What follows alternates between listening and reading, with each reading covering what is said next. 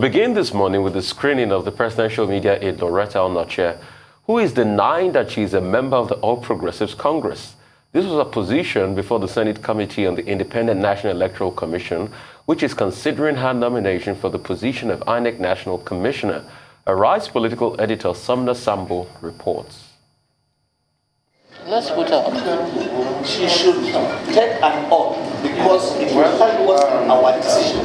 Lauretta Onochie's nomination has received wide condemnation from the public over her alleged partisanship and membership of the governing All Progressives Congress, thereby leading to tons of petitions against her to the National Assembly. But at this screening before the Senate Committee on INEC, Onochie categorically denied any membership of the APC and debunked any partisanship despite petitions against her before the committee. Are you a member of any political party as present? I am not. Since 2019, when President Muhammadu Buhari won his second term, I have removed myself from anything political, not even anticipating that I will be here today defending my nomination to INEC. It was never in my, I never envisaged it, but here I am. But some senators will take none of that, as they insisted that Onochie must be put on oath before the public can believe her. This led to huge disagreements among the lawmakers. My only request, sir, will be that Madam Onochie be placed on oath to repeat what she said as to whether or not she's a member of a political party. He will only put somebody on oath in a committee if we were having if there was an investigation. We are not investigating. This is not an investigative hearing. She knows the meaning of taking an oath. It's just to confirm for the committee that we can take to bank what she said, that she is not a member of a political party. We are not in any way trying her. There's no provision whatsoever in our rule that asks you to put a nominee to go on oath. That's totally unacceptable. It's not even our rules. I mean, that makes us look rather primitive. The committee later resolved that she should not take the oath.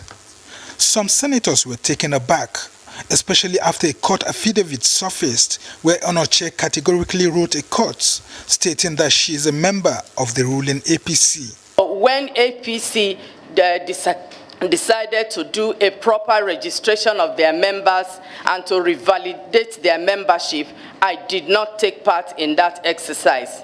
So as I'm sitting down here, I am not a member of any political party in this country.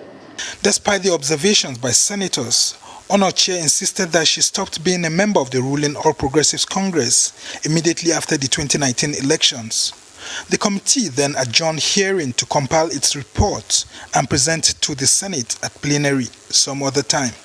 Onochie's nomination had sparked an outrage from the opposition and civil society groups, with PDP leaders staging a peaceful protest at the National Assembly complex to demand her rejection as INEC National Commissioner nominee.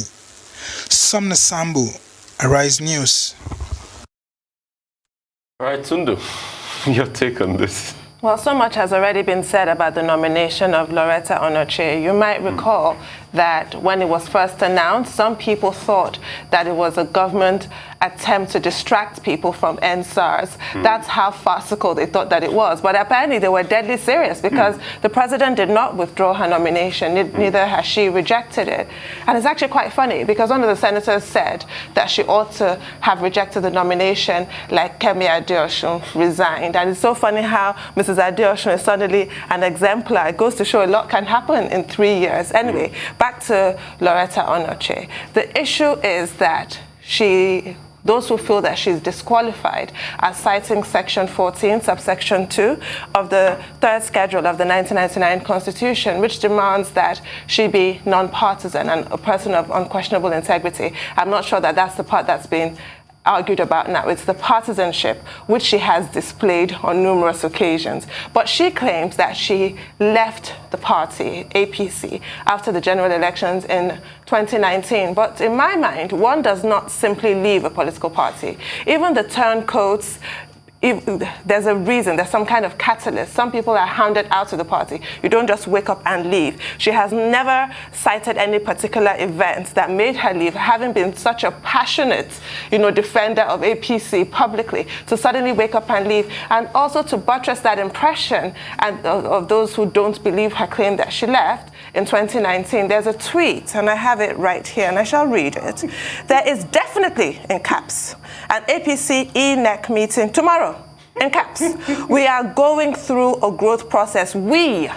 Thank you, everyone. And that's dated 24th of June, 2020. So, okay, what is at issue here? I think the big issue has to do with the independence of the Independent National Electoral Commission. And the indication is that if you have partisan members of political parties who are commissioners of that particular body or are directly involved in strategic positions, then of course you raise a question about the integrity of the electoral umpire in Nigeria.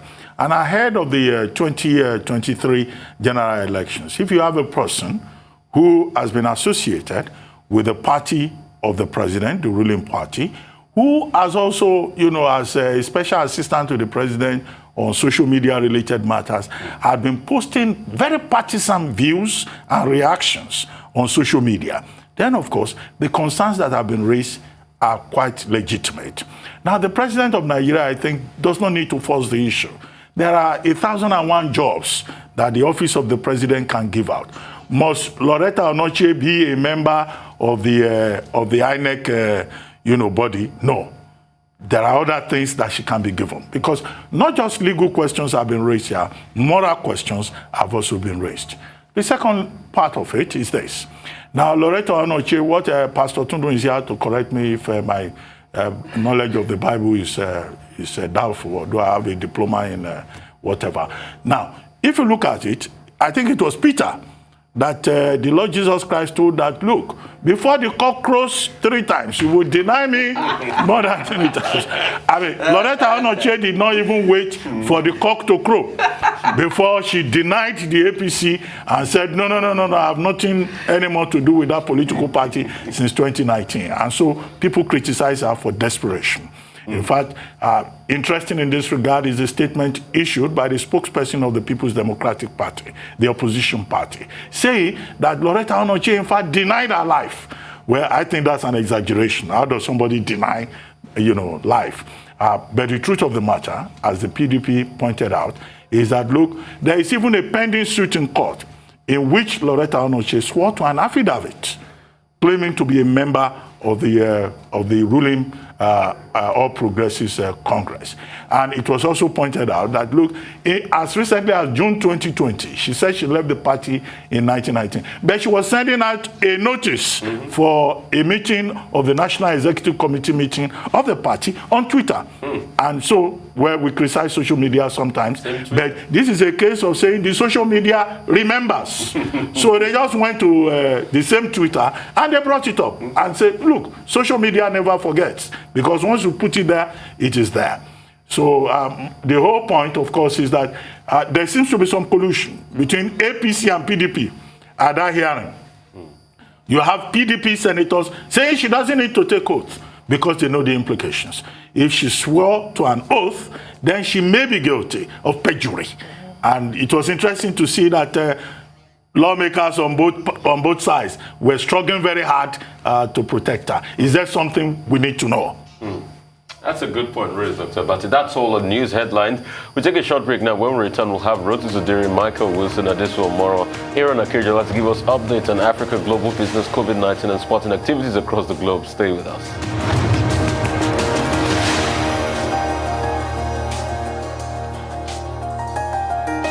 Welcome back to the morning show here on Arise News. Our dependable Rotis Odiri is here to give us an Africa business update. Good morning, Rotis. Good morning, Tundu. Good morning, Doctor. Good morning, Rufai. Good morning to all our viewers. We're talking aviation, cement, and tech, pay TV today. Kicking off with aviation, the Minister of Aviation, Hadi Sirika, says that he's vowing to claw back money owed by airlines in Nigeria to a number of aviation agencies in the country. He says that about 37 billion naira is being owed by agencies and a development company by Courtney to airlines are owing this money, 37 billion in total, to the federal government agencies. It says the money is being owed to the Federal Airports Authority of Nigeria, the Nigerian Airspace Management Agency, Nigerian Civil Aviation Authority, and other agencies as well.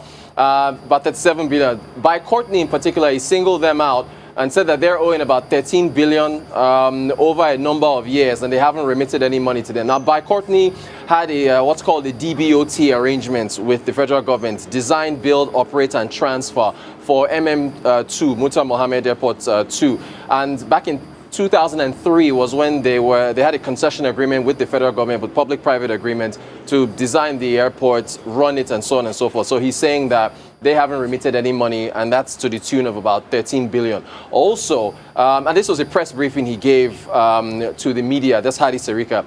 He also said that for airlines in the country that delay flights for more than 2 hours, they are to refund the entire amount of tickets back to passengers.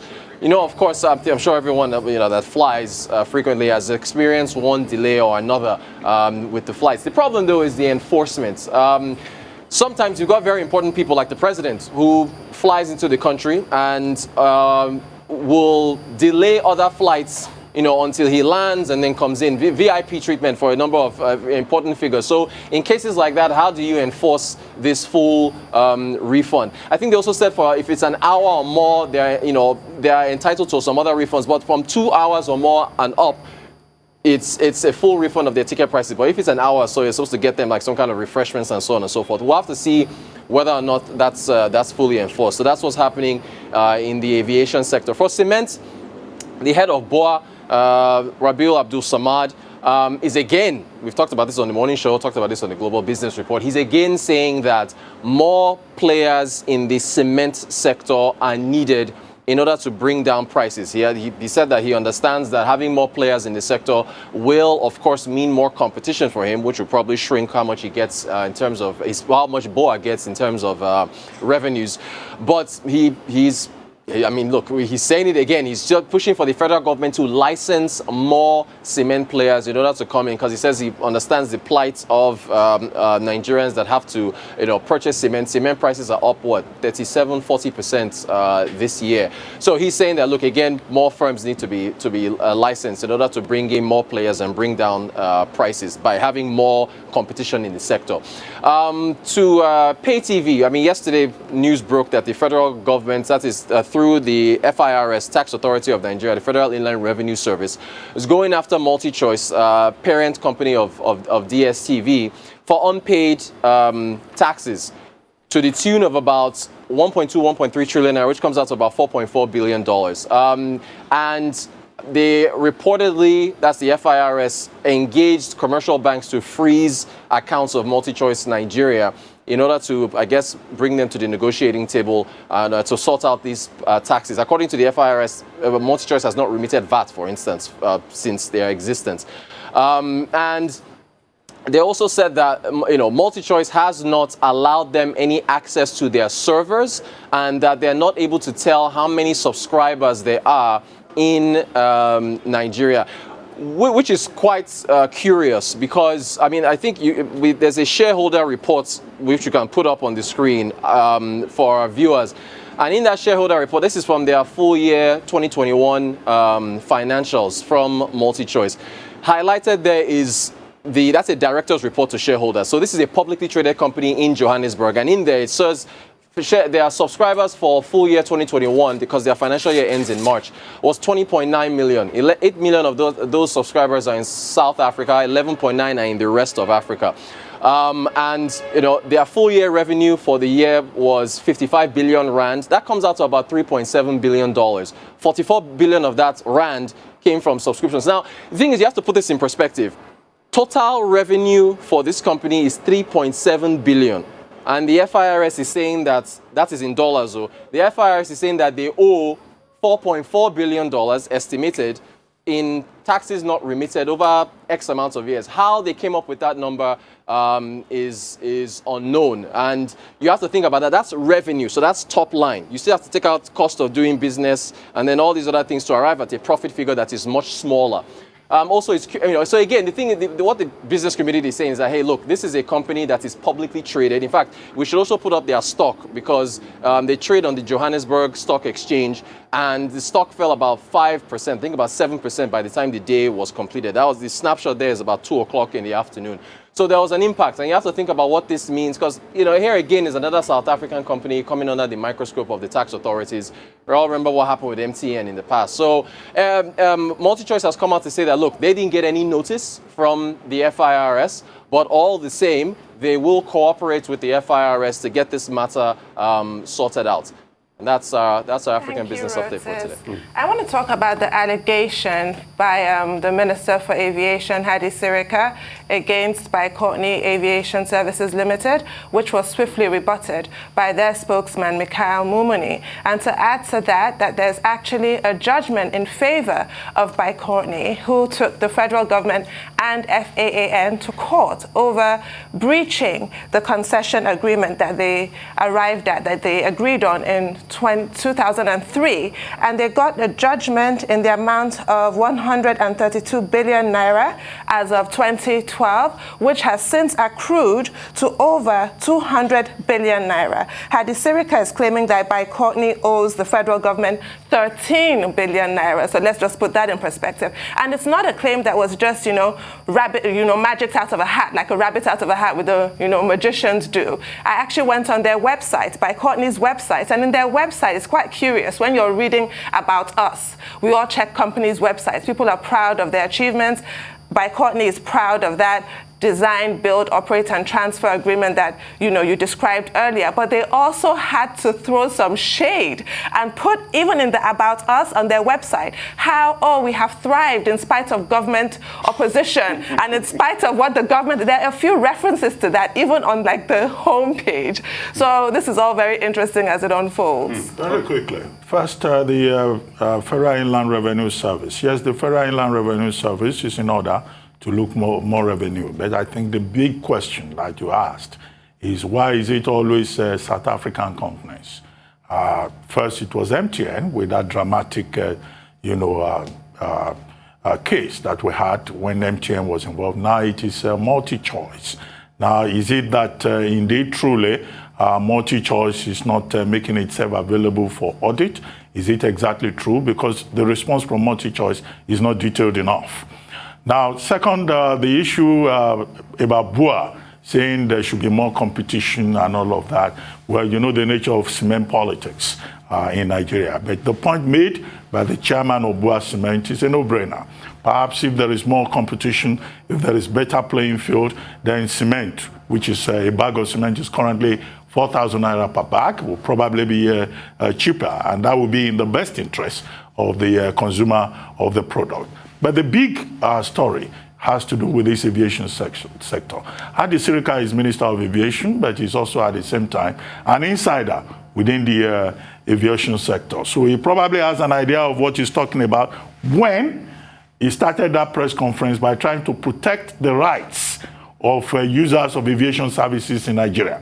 When he said if a flight is delayed for more than 1 hour, apologies should be offered, the passenger should be informed, and all of that. I hope that the Consumer Protection and Competition Council will take an interest in it, because it's a question of how do you enforce it? How do you monitor compliance? Because indeed, travelers are treated very badly, particularly by domestic airlines. And it says if it is more than 2 hours, then of course, certain other steps should be taken. And if it is between 10 p.m. and 4 a.m., then the aggrieved passenger should be provided accommodation, transportation back to the airport. But if you break it down, then you wonder about the details. Would these airlines be willing to refund? In most cases, they don't refund. And then in most cases also, the staff, they are very impolite. They make it look like when you travel by air in Nigeria, they're doing you a favor.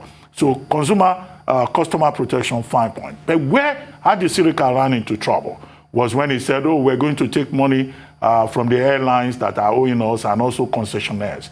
Now, if you look at the US under the CARES Act, in the face of COVID, provided about $50 billion or thereabouts, $500 billion to support major companies. And out of that, aviation companies got up to about $32 billion. 10 of them, including United Airlines, Southwest Airlines, the biggest amount I think was collected by United Airlines. United Airlines is now trying to pay back. But if you look at Nigeria says, yes, we've given them 5 billion naira. But in terms of the message coming from the Minister of Aviation, there's some contradiction. What level of support are we really providing? And in the specific case of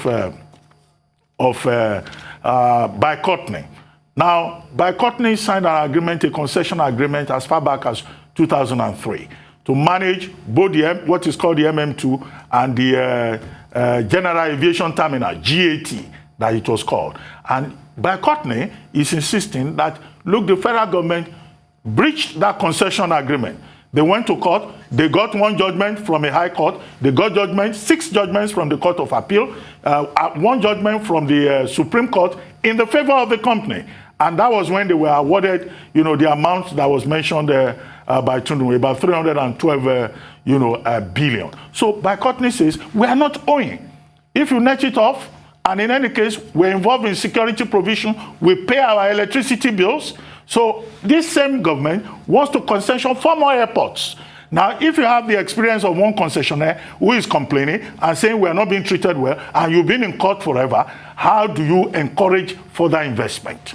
This is where the challenge lies, and I hope that Adi Sirika, who I said is an insider in that industry, will look at the details and listen and pay attention to the facts and see how, by taking some steps, you do not in one way protect consumers and then discourage entrepreneurs and investors like BASL, Bicotny Aviation. I mean, Reuters had a lot to say, but no time. So I think Tunde will have to move on. Thank you, Reuters. Moving on now to more business updates. Michael Wilson joins us from London. Good morning, Mr. Wilson. Good morning, all. Yes, indeed, a very, very cautious end to the week, quite honestly. And when you look at some of the COVID information coming from around the world, you'll understand why. Tokyo Games, the Tokyo authorities are now saying no spectators for the Olympic Games. South Korea announced today also that it's gone to level 4 social distancing. That's the highest of all the social distancing distancing regulations you can actually have. Meanwhile, China's consumer price index up a bit, 1.1%. So basically, just looking at the markets in Japan, the Nikkei down almost 2%. Mainland China's stocks down about 0.5%. The only bit of positivity from Hong Kong, the Hang Seng up 0.65%. So not quite 1%, about 0.5% rise there. So as far as China's concerned, we're seeing more sanctions from the United States on China firms. They're adding more to the economic blacklist, as they call it. We don't know how many. We think about 11 so far. There may be more announced today. This is because of apparent. Well, what the excuse that the United States is giving for this is the usual one about the way they object to the way that China treats the Uyghurs and so on. But actually, it's all must be part of a bigger geopolitical economic scrutiny. And speaking of which, we go back to China now, and it itself is going to scrutinize more foreign investment under what they call measures for a security review of foreign investment. Yes, it did start in January when we reported it then, but it's being stiffened up, no doubt, as a result of that. The Chinese economy ministry is forecasting a growth of 5% in retail sales through to 2025. So they're really looking ahead, and they're seeing how the economy is going to fuel itself by people within China buying goods. This is a very, very important move as far as the Chinese economy is concerned and those kind of expectations. Let me recap the United States for you. Stock futures flat in overnight trading, basically falls on Wall Street yesterday. They were reacting again to this proliferation of COVID-19 outbreaks throughout the world and all the kind of regulations that countries are actually bringing in. So therefore, major cruise lines, airline home improvement stocks, and all those kind of things that consumers are interested in, because there is now a threat about growth. I mean, it sort of seesaws between threats about growth and non-threats about growth, but we're seeing them right now. And the market is still contemplating whether there's going to be growth in 2022. The reporting season starts next Tuesday in the United States. I'll be bringing those results to you. That's going to be very important indeed. And those latest jobless claims that I was talking about with Reuters yesterday afternoon didn't do an enormous amount. I thought they weren't too bad, but the market took them as being very, very lukewarm and not actually playing with the narrative of more rapid growth in the United States. Well, indeed. I mean, I can only go with what I said. That's how they react. European prospects, again, the angst of COVID will be across European markets today. It's really just a question of whether they feel as though the pace of vaccination is actually rising or not. The ECB met yesterday. We were looking very closely at what they were saying about inflation. What they did, in effect, was rather complicatedly buy themselves a bit more time. They're not worried about inflation. They don't have as broad a view about it as they have in the Fed does in the United States. But they're saying that they will actually, they voted themselves more flexibility to deal with it. I know it sounds a bit woolly, but that's the ECB for you. They are actually not painting themselves into any kind of corners right at the moment. Let's come over to the UK. And here's the thing, the Prime Minister is now encouraging people to go back to the office. Eventually they will drop the advice to wear face masks. I think the problem about this is going to be, and again, I'd be interested to monitor this for you, is the fact that workers themselves may be well saying to each other, actually, we don't care.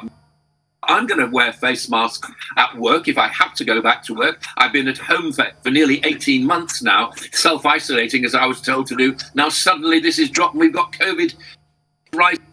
The world, very, very confusing, I would say. Nevertheless, given the fact that regulations here in the UK are going to drop on July the 19th, holiday bookings are up massively, i.e. flying to sunny places away from our continual rain on this tiny island, up 400%. Now, there's a little football match taking place on Sunday, which you probably know about. And we have the usual kind of thing here about, whether success in football boosts the economy. I'm old enough to have been alive in 1966 when England actually won the World Cup. I think the euphoria lasted for about a week, and then that was it. And then the reality of what was going on in this country actually came in, and I think probably the same will happen here.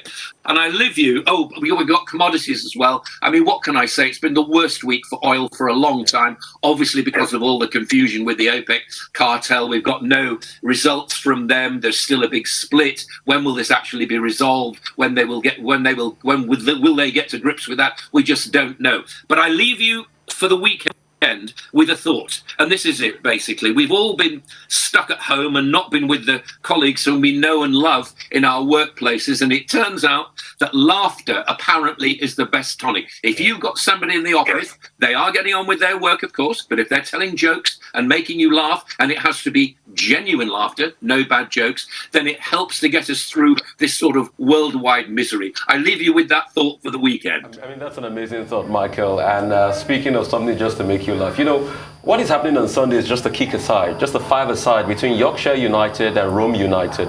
Hopefully Rome United will win, if that'll make you laugh. But real quickly, let me go straight to it this morning. I want to talk about taxes.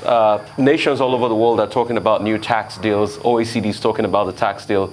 But Ireland is sticking a case because they need that tax money. If you see 4 out of 5 people in Ireland, they work in Intel or they work in Google. Why? Because of the Irish tax system that makes these companies come in. So Ireland will lose a lot of jobs. And there's also a legal back into that. There was a case of Cadbury Schweppes that says that people that pay taxes, subsidiaries that pay taxes in, tax havens can't really be docked by the law. And that's what Ireland is claiming. Ireland boomed because of the taxes, lower taxes. That Celtic revolution, they became the Celtic Tigers in the 90s. So where do you leave Ireland in all of this? Whose economy is largely dependent on the taxes, really? Yeah, we used to think of it as being a tiger, didn't it? The Celtic tiger, as it used to be called. And that's because corporation taxes are so low. They are still protesting about what the OECD said, and also what the United States has said about having a universal lowest rate of corporation tax. We think it's going to be about 15%, which would put Ireland at a disadvantage because its corporation tax rate is much lower. However, don't worry about the wit of international lawyers who work on tax legislation to help their own companies make sure that they are based where they pay the least tax. That will continue to happen. So yes, tax is important, but also geographical position is important too. Time zone it is important too, which Ireland, of course, wins as well, based as it is, like us, between Asia and the United States. And as you are, in fact, as within this sort of narrow time zone, it's actually quite good. Do they have flexible labour laws? Yes, they do. Does Ireland have a skilled workforce? Yes, it does. So all these things, it's not just about tax. I absolutely hear what you're saying, and you're absolutely right. I'm just saying that there are other bits of wriggle room, as we can put it, around the general imposition of a minimum rate of tax that actually makes some places better to have factories in than others. Two quick things, Michael. The first is the fine of about $1 trillion that has been imposed on BMW and Volkswagen and about 5 others by the European Union on the basis of what they think is an attempt to violate antitrust laws in the EU. But on the surface of it, it looks like a legitimate technical cooperation. Will this become some kind of questionable precedent, as Volkswagen is alleging? The second one has to do with the United States. By tomorrow, the U.S. Commerce Department, or is it by this morning, by today, will be adding about 14 more companies, Chinese companies, to the entity list to block them on the basis of technological surveillance and also human rights abuses in the northernmost western part of China. And, yes, and discriminations against the Uyghurs. Well, you heard 14. Again, with respect, I think that we don't actually know the precise amount of those companies. It may be more than that, but yes, you're absolutely right. We will hear today. Is this continued aggression by the United States? Is it what we would call loud hailer diplomacy? Yes, of course it is, and it's not getting anybody anywhere, quite honestly. What it's doing is making sure that Biden plays to his home crowd, if you like, by saying, I want to protect US jobs from other countries around the world, not just about security, but about employment as well. So that's the sort of political game being played. I still feel that both these powers, who will vie with each other over the next few years to be the largest in the world, and that position has not been taken yet. I believe China is probably bigger than the United States. It's just that we don't know the exact numbers about China. And of course, the growth of Africa as well. I mean, who knows? Will the growth of Africa, with its massive population explosion, upset that power balance? It may well do. Who knows? We're talking a long game. Remember, Biden is only there until 2024, and then, it may not be him, it may be another Democrat. Whereas the Chinese presidency lasts over eras, and if it's not the current president, it'll be somebody else with similar kind of views. I feel as though, I've always said about this, the thing is China to the negotiating table and say, okay, we've had our shouting match. We know about the restrictions we put on trade between our two countries. Now let's start again. What do we actually need to do to make sure that we have proper happy coexistence? Now that sounds really innocent, doesn't it? But that's the way forward. Trade is the way forward, and I still am optimistic. It might not come in my lifetime, but I'm pretty optimistic that will happen at some stage. The world, nobody is an island. We've said this. How many times have we said that on this program before? Nobody is an island now. We're all in this global situation together. We love that John Donne poem. I'm also optimistic. I want to talk to you about right to reply laws in the US. In the UK, there's no problem. They're coming into effect this summer. But as a consumer, for me, these things are obvious. If your appliance or whatever it is, or your telephone, laptop breaks down, you ought to have the right to repair it. You ought to be supplied spare parts and documentation and instructions and what have you from an independent source rather than allowing these firms, I'm trying to be polite, to continue to milk the consumer. But the US is behind the curve. Joe Biden is expected to pass some kind of executive order to benefit farmers, to allow farmers to be able to repair their own tractors. But how far do you think he will, or how far do you think he ought to go with the right to reply? Because you know it's happening with Apple. The co-founder, Steve Wozniak, a former Apple employee and co-founder, has also backed those claiming that Apple is actually exploitative to not give consumers that right to repair their Apple products. Yeah, the problem with somebody like me repairing an Apple product is I can guarantee you it would leave worse than what went wrong with it. I would leave it in a worse state because I have no idea what I'm actually doing. If the name of if the name of Ralph Nader means something to you, Ralph Nader was the inventor of consumer champions in the United States. I'm very, very surprised to find that, to hear what you say. I would imagine that anything that benefits the consumer, Biden will actually naturally go for. Why wouldn't you? Because what you're doing is, the ultimate thing at the end of the day is to take on big tech. I'm not just talking about farmers repairing their own John Deere tractors and so on. But I tell you this, anything goes wrong with anything I've got, straight back to the manufacturer. They can take it and we'll quarrel about it later. I wouldn't touch anything like that, even as relatively uncomplicated as a tractor. But a computer, absolutely no way. I wouldn't. I would mess it up. I just know I would. I think the majority of the population would feel exactly the same. Right. Well, as long as it doesn't end up in the landfill, causing climate issues. That's another one, all right? Yeah. And it's different here in Nigeria anyway. We have a lot of people that are not the manufacturers that know how to fix all of this. Computer village, we'll sort you out. All right. For updates on COVID-19 pandemic, Adeso Moro is here with us. Adeso, great to have you. Thank you, Rufai. Good morning. Good morning, Tundu, and good morning, Dr. Abati. Well, at least 185 million people have been sickened by the coronavirus, and at least 4 million deaths have been recorded globally. Vaccination continues against the virus globally as well. Over 3.3 billion doses have been administered. China alone has reportedly done 1.3 billion doses of the global total. And as countries inoculate, some are relaxing COVID measures for both citizens and intending travelers. Well, let's come to Nigeria, where another 146 new cases and no COVID-related deaths were recorded in the last 24 hours. Lagos alone accounted for 110 of those cases. It comes on a day Nigeria announced it has confirmed the first case of the highly transmissible Delta variant.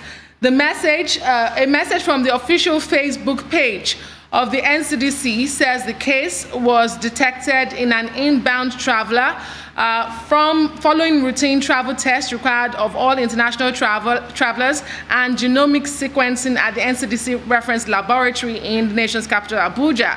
We are told all positive samples from international travelers to Nigeria are sequenced regularly. A reminder that this is a highly transmissible variant, and the NCDC is urging everyone not to let their guards down. We have also been told in the past that by scientists that the AstraZeneca vaccine, 2 doses, which is full immunity, provides a high level of protection against variants, including this Delta variant.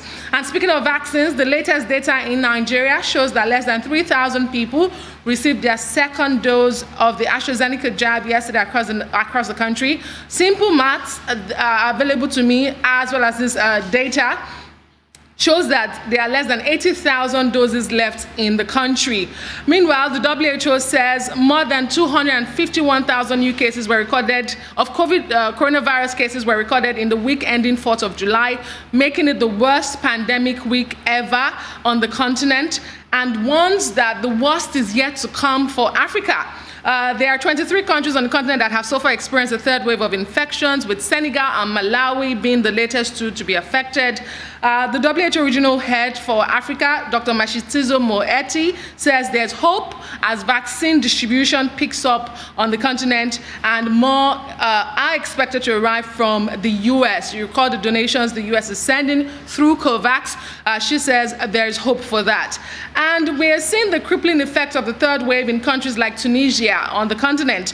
The healthcare system is collapsing due to the coronavirus, with intensive care departments full and doctors overburdened by a rapid outbreak of cases and deaths. And that's according to the health ministry. A spokesperson of the health ministry described it as a catastrophic situation. Tunisia recorded nearly 10,000 new coronavirus cases on Wednesday and 134 deaths on the same day. Finally, let me tell you this morning that more than 200 people have been asked to return to a vaccine clinic for a third coronavirus shot in Niagara, Ontario, Canada. It's all because 6 random people received a saline in solution instead of the Pfizer shot they thought they were receiving. Niagara Region Public Health says 6 people were injected with the harmless saline substance on June 16th at a clinic in Port Colborne, Ontario. It was discovered during an end-of-day audit. A mistake was clearly made. Those affected have been contacted and they are to receive another dose. Wow. That's shocking. I mean, how can they even do that in the first place? They're not checking the vials? Huh? That we have seen across the globe. In the U.S., it's happened in South Carolina and North Carolina with Walgreens pharmacy doing this to about 22 people. It's a mistake. So with the Pfizer vaccine, there's a diluent. You're supposed to mix it with the COVID vaccine shot, but apparently they gave them only the saline in solution instead of mixing it. So they just put in the saline solution into the vial for them. They didn't even give them the main substance. I mean, and you are shocked when you hear things like that. I just hope that we've never had a case like that in this part of the world, because you can't tell. Because if they're supposed to mix saline and the main active ingredient, and they're mixing it up in a system like Canada, you know, like some doctors say they're from Canada, they're supposed to be fail-proof. Then the good thing is that it's harmless.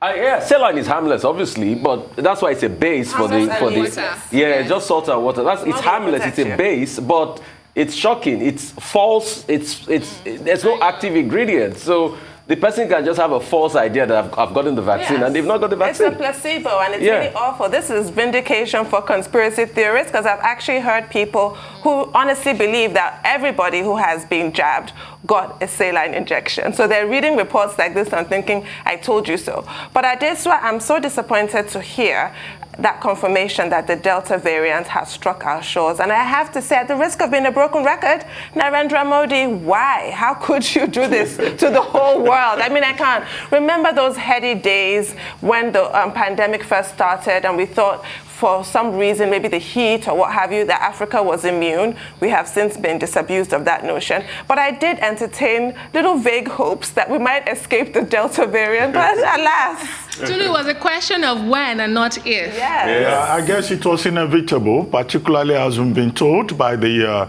WHO regional office in Africa, that at the moment we have resurgence in 16 African countries, the latest being Malawi and Senegal.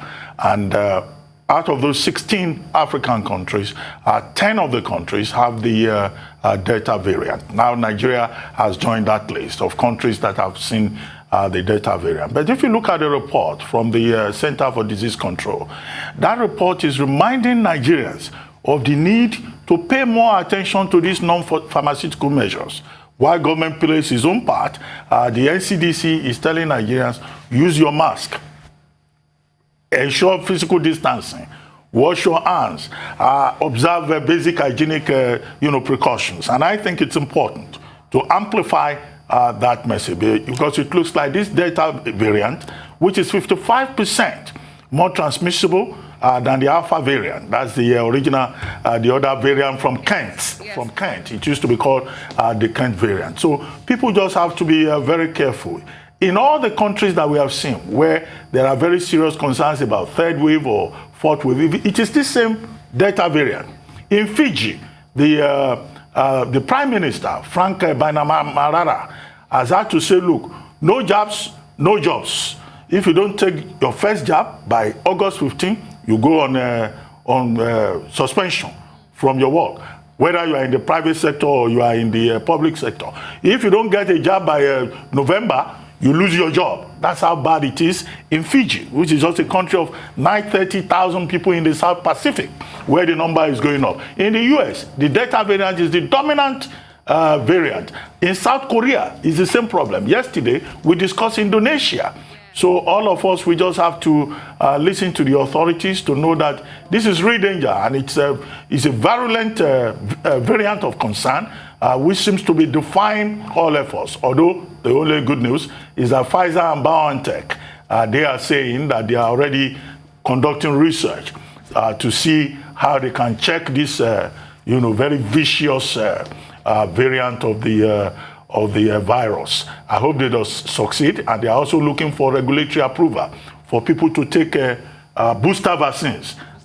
Yes, after your first two, you take a booster shot, and then on an annual basis, you take more shots. So it looks like with this Delta variant and its mercurial nature, that we're going to live with this virus for a very long time to come. It was posited that the COVID vaccine would end up being like the flu vaccine, which varies every year because the flu vaccine, like the COVID vaccine, mutates. So you can't, the jabs that you get in maybe 2019 are different from what you get in 2020 and what have you. So it appears that the COVID vaccine might be like that. Like you said, we're going to all have to have booster shots eventually, and yearly shots, it appears. And this one, Candy, if you can investigate this story for me. Okay. The story of this Delta variant.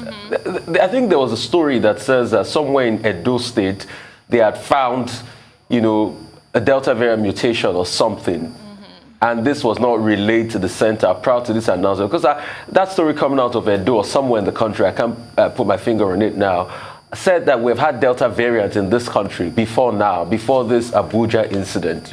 Can you confirm for me, So you recall that the Academy of Medicines in specialties in Nigeria had released a statement months back before the federal government came in with a travel advisory with the red list containing Brazil, India, and Turkey. The association at that time, the academy at that time had said 5 sequences of the B1617 were identified in Edo and Ondo states. But the health authorities in Nigeria have reacted, and they say, as the virus continues to mutate, it brings along different properties.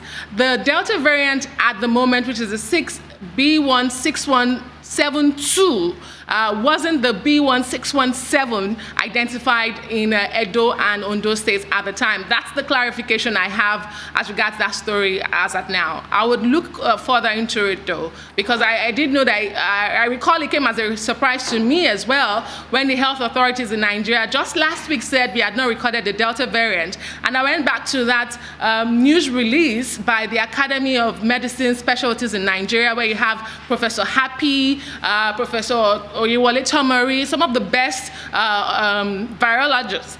biologists we have in the country make up that academy, and they had said there were 5 sequences of this B1617 at the moment, and that the federal government had to take steps in closing airports at the time, and then following that, we saw the travel advisory come from the federal government saying we now have a red list.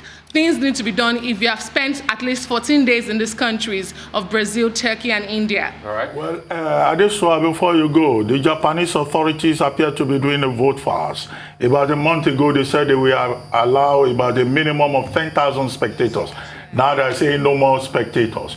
Now, what will happen to persons who have already bought tickets? Would they get a refund? No, they were never going to have international spectators. It was going to be Japanese residents. But they will buy tickets to be there. Well, around Japan. Yes. So are they going to refund, give a refund to those who bought tickets? Well, Well, the government, the Japanese government is taking this burden, and I think that Aaron might have better information for you, but I do know that it's costing the government a huge sum of amounts for this cancellation and lockdown, of course, that came into effect yesterday.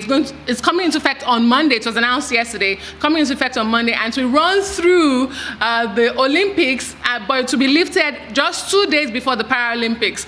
This is a huge sum, and of course, knock-on effect for the Olympics in general, but the Japanese government will be suffering this. All right, thank you so much. In the first case. Is it safe to call you the COVID Tsarina? I don't think so. No, it's not safe. It's not safe. It's not safe. That's not good at all. Thank you so much, Adesso. I really appreciate you for your time. Great job, as always, on the COVID-19 update.